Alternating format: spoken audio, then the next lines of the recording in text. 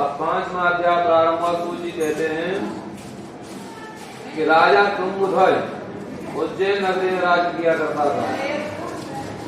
उसे शिकार खेलने का बड़ा भारी शौक था। तो एक दिन राजा तुंगध्वज 2-4 मंत्री साथ में लेकर और जंगलों में जा निकला, शिकार खेलने लगा। तो राजा ने एक हिरण को देखा और हिरण को देख करके उसके लिए दूर से ही बाण छोड़ दिया। बाण हिरण में जा लगा, राजा उसका पीछा करने लगा। काफी दूर तक राजा ने पीछा किया, पर एकाएक घनघोर बांस की झाड़ियों में हिरण जा छिपा। तो हिरण जब ना दिखाई दिया तो राजा हताश होकर के अपने दूतों से कहता है कि देखो मैं थक गया हूँ, ना जाने शिकार कहाँ निकल गया, कुछ देर विश्राम करने के बाद पुनः शिकार करूंगा। ऐसा कहकर के राजा दरबल को लेकर के आगे बढ़ा। तो राजा ने एक सुंदर विशाल मनोहर बरगद के पेड़ को देखा। उस पेड़ के नीचे चला आया। उस पेड़ की आड़ में कुछ बाल वालों को भक्ति में लीन होकर पूजन पाठ करते हुए देखा। तो अभिमानवश राजा ना तो वहां बैठा और ना भगवान के लिए प्रणाम किया, किसी दूसरे पेड़ के तले जाकर के बैठ गया। तो राजा को वहां ग्वालों ने आया हुआ देखा तो शीघ्र पूजन को संपन्न किया। सबसे पहले प्रसाद लेकर भगवान का राजा के पास पहुंचे, राजा के लिए प्रसाद दिया। तो राजा ने प्रसाद को ठुकरा दिया, कहा कि तुम जैसे तुच्छ लोगों का प्रसाद मुझे नहीं चाहिए। उनका अपमान व अनादर करने लगा और उनको डराने धमकाने लगा। कहने लगा तुम सब मनमानी कर रहे हो, तुमने किससे अनुमति ली कि जंगल में भगवान का मंगल कार्य होता है? मैंने देखा है कि भगवान की पूजा पाठ यज्ञशाला, मंदिरों में, धर्म तीर्थों में, अपने अपने घरों में होते हुए, पर तुम सब जंगल में इस प्रकार पूजन पाठ करोगे या कभी मैंने देखा या सुना? सबको कारागार में डालूंगा। अब राजा की वाणी सुनकर के डर के मारे सभी ग्वालवाल पूजा पाठ को जैसा तैसा आधा अधूरा छोड़ छाड़ करके अपने नगर के लिए चले आए। अब राजा का मन कुछ देर के बाद में भगवान के प्रकोप से उच्छिन्न हो गया, क्योंकि भगवान रुष्ट हो गए। कहते हैं कि जब भगवान की पूजा पाठ हो तो किसी प्रकार का किसी के द्वारा कोई विघ्न नहीं हो सके तो आप पर अगर कुछ ना हो तो मन के द्वारा या वाणी के द्वारा कुछ अच्छे वचन बोल दिए जाए। जैसे कोई यात्रा करने जा रहा है, अगर उससे कहें कि भाई आप तुम यात्रा ना करो, तो क्योंकि भगवान के प्रति भगवान उनको कहने नहीं आया कि भाई आप यात्रा करो या हवन करवाओ या पूजन पाठ करवाओ, तुम्हारा मन का भाव है तो श्रद्धा बनेगी, और जब श्रद्धा आएगी तो श्रद्धा में ही सर्वोपरि भगवान विराजमान है। इन मूर्तियों भगवान नहीं कि हम मूर्ति पूजन कर रहे हैं, चंदन लगा रहे हैं, तिलक लगा रहे हैं, हम पंडित जी बन गए, बहुत बड़े सिद्ध बन गए, बहुत तीर्थों में जा लिए हैं। ऐसा ईगो किसी को नहीं होना चाहिए। केवल भगवान के प्रति भाव हो, श्रद्धा हो। श्रद्धा और भाव में विदुर ने भगवान को अपने घर बुलाया। विदुरानी ने भगवान की भक्ति में लीन होकर के भाव विभोर होकर जहाँ फल खिलाने थे वहाँ छिलके खिला दिए और भगवान ने भाव से छिलके खा लिए। तो ये होती है भाव की महिमा। और महिमा कहते हैं कि सर्वज्ञान देवेनम, प्रेम शब्द। और प्रेम शब्द को बहुत लोग कहते हैं कि ये प्रेम शब्द गलत है। नहीं, प्रेम और प्यार का शब्द ही भगवान की भक्ति करने के लिए हमें संयोग देता है। ये पति पत्नी के जो संयोग में हम बनते हैं, ये पूर्व जन्मों के संस्कार हैं। हम एक दूसरे का ऋण चुकाते हैं और साथ में शपथ भी लेते हैं कि जीवन हमारा कदापि किसी प्रकार से विमुख ना हो जाए।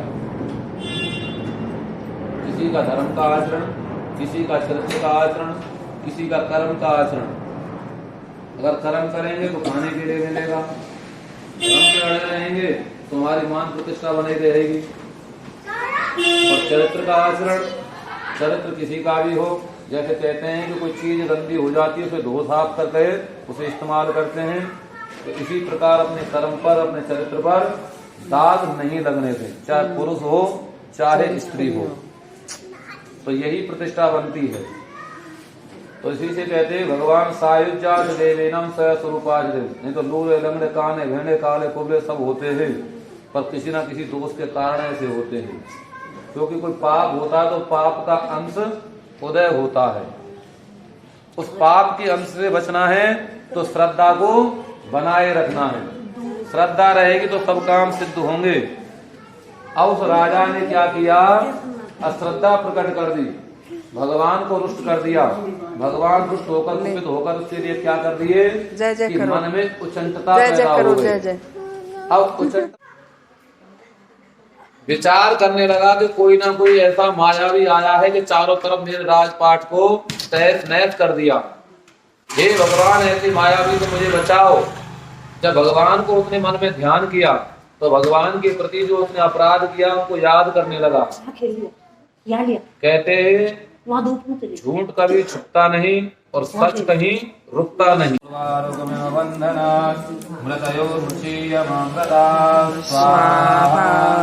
ओम त्र्यंबकं यजामहे सुगंधिं पुष्टिवर्धनम् उर्वारुकमिव बन्धनात् मृतयोमुक्षीयमामृतात् स्वाहा।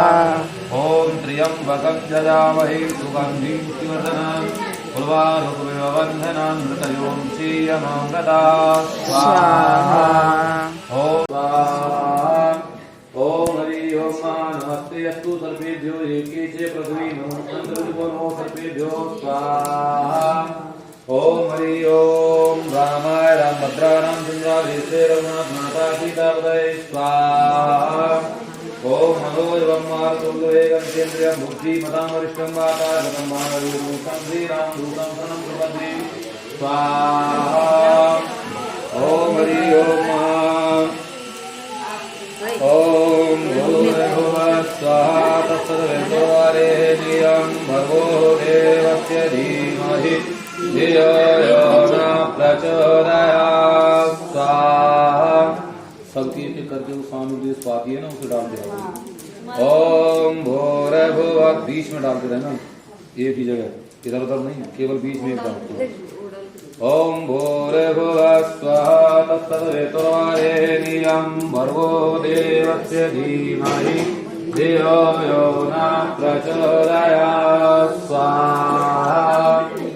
ओम भूर्भुवः स्वः तत्सवितुर्वरेण्यं भर्गो देवस्य धीमहि धियो यो न प्रचोदयात् स्वाहा।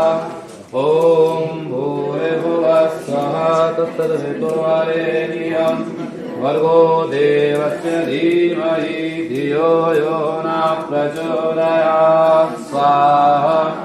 ओम भूर्भुवः स्वः तत्सवितुर्वरेण्यं भर्गो देवस्य धीमहि धियो यो न प्रचोदयात् स्वाहा।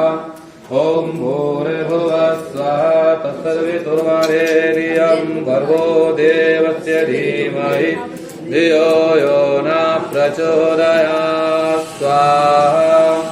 ओम भूर्भुवः स्वः तत्सवितुर्वरेण्यं भर्गो देवस्य खड़े हो जाइए आप। स्वाहा। बाकी की जो सामग्री है सामग्री गोला ऊपर डालेंगे, एक ही जगह पे तो घेर के मत डालना कोई। ओम हरि ओम सहत धीरे वावृतः सहस्राजः सहस्रपालः भूमिवं श्रुतवा देशदेवतांगुलं स्वाहा। भैया घी वाली जो कटोरी है उसे उठा लीजिए और नीचे से ऊपर तक रेगुलर जैसे चले जाओ।